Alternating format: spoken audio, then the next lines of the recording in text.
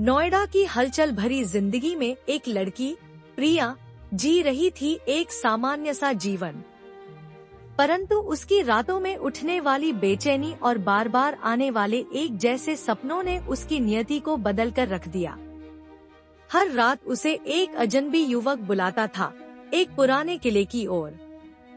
सपने इतने वास्तविक लगते कि प्रिया जागते हुए भी उसकी गूंज सुन सकती थी। यह सिर्फ एक सपना नहीं था, यह था एक बीते जन्म का दरवाजा जो फिर खुलने वाला था।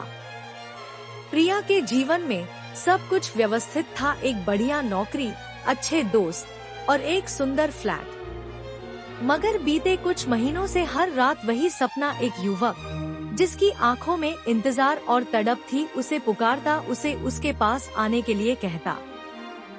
हर बार वह युवक उसे एक पुराने वीरान किले की ओर बुलाता। प्रिया को सपने में किले की दीवारें, जर्जर फाटक और दूर खड़े वह युवक साफ साफ दिखते। सपने से उठने के बाद भी उस अजनबी की आंखें उसकी आंखों में बसी रहती। शुरुआत में प्रिया ने इसे नजरअंदाज किया, सोचा यह सब थकावट का नतीजा है। लेकिन जब एक ही सपना लगातार 30 दिन तक आया तो उसके भीतर कुछ बदलने लगा। उसने एक रात चीखकर सपने में ही पूछी कि कौन हो तुम, क्यों बुला रहे हो मुझे? लेकिन जवाब में सिर्फ वही शब्द मिले, बस एक बार आ जाओ, सब जान जाओगी। अगले दिन प्रिया ने तय कर लिया, अब और नहीं। उसे अपने सवालों के जवाब चाहिए थे। उसने उस किले को पहचानने की कोशिश की, गूगल पर ढूंढा, किताबें पलटीं, पुराने किलों की तस्वीरें देखीं। तब जाकर उसे राजस्थान के एक कस्बे नरगढ़ की एक फोटो मिली जो उसके सपने में दिखने वाले किले से हूबहू मिलती थी। प्रिया ने तुरंत वहां जाने का निर्णय लिया।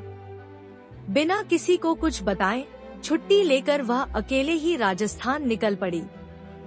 ट्रेन से सफर करते हुए वह सोचती रही, क्या यह सब वाकई हो रहा है या मैं कोई कल्पना के पीछे भाग रही हूँ? नरगढ़ पहुँचना आसान नहीं था, लेकिन जैसे जैसे वह उस जगह के करीब पहुँची, उसका दिल अजीब गति से धड़कने लगा। नरगढ़ एक शांत कस्बा था जहाँ वक्त थमसा गया था। लोगों से पूछने पर उसे किले के बारे में कई तरह की बातें सुनने को मिली। वहाँ आत्माएं भटकती हैं, रात को वहाँ रोने की आवाजें आती हैं, एक प्रेमी जोड़ा कभी वहाँ नहीं मिल सका था, वगैरह। लेकिन प्रिया ने डर को अपने ऊपर हावी नहीं होने दिया। वह उसी दिन किले की ओर निकल पड़ी। किले की सीढ़ियां चढ़ते हुए उसका हर कदम भारी होता जा रहा था। पुरानी दीवारों से टकराती हवा में कोई पुकार छिपी हुई थी। जैसे ही वह किले के मुख्य द्वार के भीतर पहुंची, उसे एक जोरदार झटका सा लगा। एक अजीब लहर उसके शरीर से गुजरी और तभी वहां आवाज गूंजी, तुम आ गई। किले की एक कोठरी में उसे एक पुराना संदूक मिला। उसमें जर्जर किताबें, टूटे हुए कंगन और एक पीला पड़ा लिफाफा था। कांपते हाथों से उसने उसे खोला। उसमें एक पत्र था जिसमें राजकुमार के मौत के बारे में लिखा था, यदि यह पत्र तुम्हारे हाथों में है तो इसका अर्थ है कि जीवन ने हमें फिर एक अवसर दिया है। मैं राजकुमार इस किले का रक्षक तुमसे प्रेम करता था, उस प्रेम से भी अधिक जो शब्दों में नहीं समा सकता। तुम नरगढ़ की रानी की पुत्री थी और मैं एक सैनिक। हमारा प्रेम समाज को स्वीकार नहीं था। तुम्हारे पिता ने मुझे मरवा दिया और तुमने मेरे वियोग में स्वयं को समाप्त कर लिया। लेकिन मैं तुमसे वादा करता हूँ, अगर आत्मा अमर है तो यह प्रेम भी अमर रहेगा। मैं पुनर्जन्म तक तुम्हारा इंतजार करूँगा। इस पत्र को पढ़ते ही प्रिया की आंखों में आंसू आ गए। कुछ दृश्य, कुछ भावनाएं उसके भीतर जाग उठी, जैसे वह यह सब पहले भी जी चुकी थी। उस रात प्रिया किले के भीतर ही रुक गई।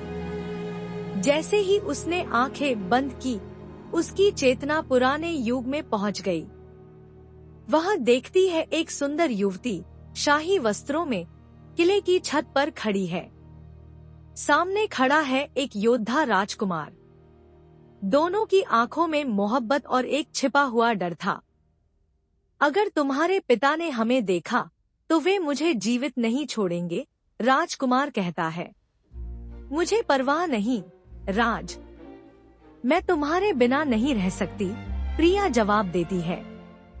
फिर वह दृश्य बदलता है। राजकुमार को सैनिकों द्वारा घसीटा जा रहा है। प्रिया चीख रही है, उसे बचाने दौड़ती है, लेकिन बहुत देर हो चुकी होती है। प्रिया की आंखें खुली तो उसकी सांसें तेज थीं, आंखें नम और दिल भारी। सुबह वह फिर से उसी जगह पहुंची जहां उसने पत्र पाया था। उसने आंखें बंद की और राजकुमार को जोर से पुकारा, मैं आ गई हूँ तुम्हारे वादे को पूरा करने। अचानक हवा सिहर उठी, किले की दीवारों से एक गूंज उठी और सामने धुंधलके से एक आकृति उभरी। वही चेहरा, वही आंखें। प्रिया को नाम से पुकारा और राजकुमार की आत्मा सामने थी। प्रिया फूट फूट कर रोने लगी और बोली, मैंने तुम्हारा वादा निभाया। और राजकुमार बोला, मैं तुम्हारे प्रेम का ऋणी हूँ। फिर वो क्षण आया जब दो आत्माएं जो जन्मों से बिछड़ी थीं, एक हुई। राजकुमार की आत्मा एक प्रकाश में विलीन हो गई और प्रिया को भीतर से एक अनोखी शांति मिली। प्रिया ने वापस नोएडा लौटने का निर्णय लिया, लेकिन अब वह पहले जैसी नहीं रही। उसके भीतर एक पूर्णता थी, एक अधूरी कहानी जो पूरी हो चुकी थी। वह अब दूसरों की कहानियां लिखती है, जैसे पुनर्जन्म, प्रेम और आत्मा की यात्रा पर आधारित। और जब कभी कोई उससे पूछता है, क्या तुम पुनर्जन्म में विश्वास करती हो, वह मुस्कुराकर कहती है, हाँ, क्योंकि मैं उसे फिर से पा चुकी हूँ। दोस्तों, ये थी आज की कहानी।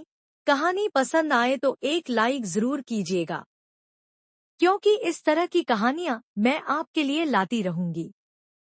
चैनल पर बने रहने के लिए बहुत बहुत धन्यवाद।